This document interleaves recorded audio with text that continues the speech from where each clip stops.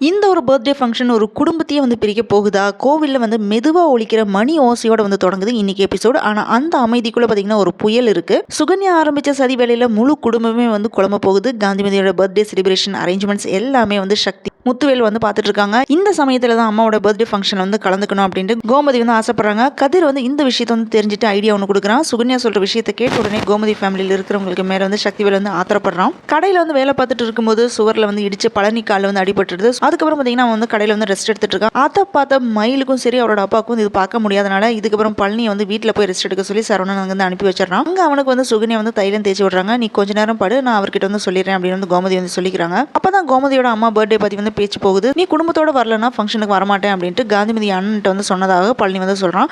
கோமதி வந்து பர்த்டே ஃபங்க்ஷனுக்கு போவாங்களா இல்லையா, கோமதி இல்லாம செலிப்ரேஷன் வந்து நடக்குமா, அப்படியே கோமதி வந்து செலிப்ரேஷனுக்கு போனாலுமே அங்கே வந்து சண்டை நடக்குமா அப்படின்றது ஒண்ணுமே தெரியல. இன்னைக்கு என்னெல்லாம் வந்து நடந்திருக்கு அப்படின்றத வாங்க டீட்டெயில்டா பார்க்கலாம்.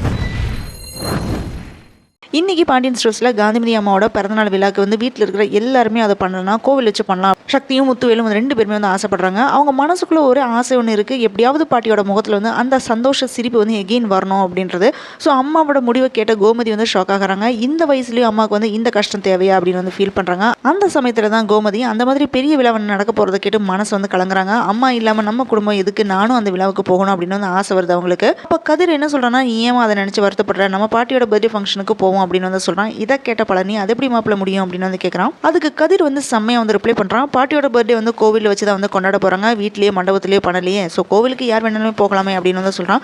அந்த ஒரு வார்த்தையை கேட்ட உடனே கோமதிக்கு வந்து நம்பிக்கையே வந்து மாறுது. ஸோ இப்போ அந்த நம்பிக்கையே போதும் அப்படின்னு சொல்ற மாதிரி வந்து சிரிக்கிறாங்க. கதிர் சொன்னதை கேட்டு பழனிக்கும் கோமதிக்கும் கொஞ்சம் நம்பிக்கை வருது. ஆனா அந்த சிரிப்பு வந்து ரொம்ப நேரம் வந்து நிலைக்கல. அதுக்கு வேட்டு வைக்கிற விதமா உடனடியாக அடுத்த வீட்டில் எதிரில் இருக்கிற சுகன்யா வீட்டுக்கு வந்து வீட்டில் நெருப்ப வீசுற மாதிரி முத்து சக்தி வேல்ட்டு வந்து கொளுத்தி போடுறான். அந்த வீட்டில் இருக்கிறவங்க அத்தையோட பர்த்டே ஃபங்க்ஷனுக்கு வர போறாங்களா, நீங்க ஏதாவது தடுக்க போய் உங்களை அடிச்சிட போறாங்க அப்படின்னு தூண்டி விடுறா. அவ சொல்ற ஒவ்வொரு வார்த்தையுமே கேட்டு சக்திவேல் வந்து கொந்தளிக்கிறான். எவன் கோவிலுக்கு வருவான்னு பார்ப்போம், யார் வந்தாலுமே வெட்டுவேன் அப்படின்னு வந்து சொல்றாரு. அவரோட கண்ணில் பார்த்தீங்கன்னா அவ்வளோ கோவம் மட்டும் இல்ல, அவமதிப்போட தீ நல்லாவே தெரியுது. அப்போ காந்திமதி வந்து என்னோட ஆசை வந்து அந்த கடவுளுக்கே வந்து கேட்டிருக்கு, இதுக்கு மேலேயும் கோமதி வரக்கூடாதுன்னு சொன்னீங்கன்னா எனக்கு எந்த கொண்டாட்டமே வேணாம் அப்படின்னு வந்து சொல்லிடுறாங்க. அம்மா இப்படி சொன்னா கூட கோமதி வந்து வரக்கூடாது, நம்ம பிளானா வேணாம்னு சொல்ல முடியாது அப்படின்னு உறுதியாக வந்து முடிவு பண்றாங்க. ஆனாலுமே முத்து சக்திவேல் வந்து அம்மாவோட பர்த்டே வந்து செலிப்ரேட் பண்றதுல உறுதியாக வந்து இருக்காங்க. அந்த கடின மனநிலை பார்த்தீங்கன்னா ஒரு சமயத்தில் உறுதியும் தவறும் கலந்த ஒரு உணர்வா வந்து இருக்குது. இந்த பக்கம் மீனா வந்து ஆஃபீஸ் முடிச்சுட்டு வெயிட் பண்ணிட்டு இருக்கும்போது செந்தில் வந்து அவளை வந்து பிக்கப் பண்ண வரான். அப்போ அவள்கிட்ட வந்து என்ன சொல்றான்னா, நான் வரக்கு லேட் ஆகும்னு சொல்லி உன் மாமியார் வீட்டு கிளம்பி போயிடுவோன்னு நினைச்சேன் அப்படின்னு குத்தல வந்து செந்தில் வந்து பேசுறான். அதுக்கு மீனா வந்து எதுவுமே வந்து ஆன்சர் சொல்லாம அமைதியாக வந்து வண்டியில் ஏறுறாங்க.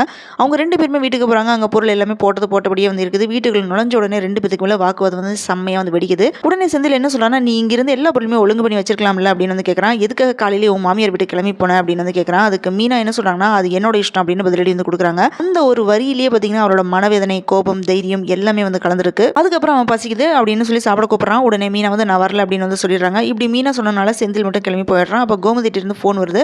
கோமதி என்ன சொல்றாங்கன்னா, நாளையிலிருந்து ஆஃபீஸ் முடிச்சுட்டு வீட்டுக்கு வாடி, நீ சாப்பிட்டுட்டு செந்திலுக்கும் சாப்பாடு எடுத்துட்டு போயிடு அப்படின்னு பாசத்தோட வந்து சொல்றாங்க. கோமதி இந்த மாதிரி பேசுறது எல்லாமே கேட்டுட்டு மிஸ் யூ அத்தை அப்படின்னு ஃபீல் பண்ணி மீனா வந்து சொல்றாங்க. அந்த ஒரு சென்டென்ஸ்ல பாத்தீங்கன்னா நெஞ்சில வந்து நிறைய நினைவுகளும் அதே மாதிரி பிரிவோட வலியும் இன்னும் பேலன்ஸ் இருக்கிற அன்புமே வந்து கலந்துருக்கு.